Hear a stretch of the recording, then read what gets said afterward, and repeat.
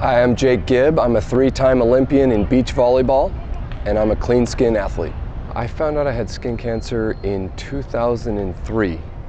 I went in for a routine checkup with my dermatologist, and I had a mole right here that they didn't even think was benign or was in trouble, and but it was rubbing on my seat belt as I drove home, and I was just like, it bothers me.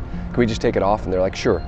They took it off, and then they called me a couple days later and said that it was melanoma, and I had to look up what a melanoma was, and we went from there. But yeah, that's how it started. So it just went in for a routine checkup. Well, the first thought when I heard melanoma was I didn't understand it. I thought maybe it was a skin tag or something that I just needed to get taken off.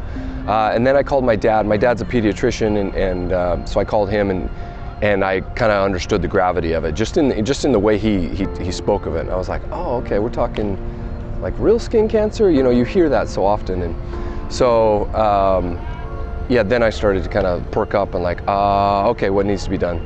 And then you just step through the process. The process of going through skin cancer was a bit humbling, because you're kind of, you know, I'd just become a professional athlete. I thought I was super cool, and all of a sudden you have a vulnerability, right? You all of a sudden have something where you're like, what? This could kill me? What? So it's hard to wrap your brain around it at first, and then you start to understand it and what it came from, and you know, doctors told me it was probably from sun damage as a kid, and you know, so then you just step through the process and say, okay, now what's next? All right, skin protection, and that for me is of utmost importance, so it doesn't ever come back. I've been melanoma free for 16 years. I never thought, just because that's what I do, that's my passion, it wasn't going to keep me off the beach. But I went into a mode where I just trained I did everything in long sleeves, and I still do. I still you know, come to if I'm outside, I'm basically wearing long sleeves, and a lot of times this hoodie is up over my head and kind of just protection. So no, it didn't.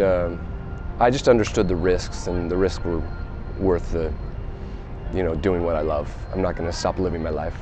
My treatment was surgery, so I didn't have to go through any chemotherapy, any radiation, nothing. So it was caught at an early enough stage where you know, they had to take a section out of my shoulder and stitch that back up. So I have a big scar right here that reminds me every day that I did have skin cancer. But so it was just surgery, and then just recovering from that surgery.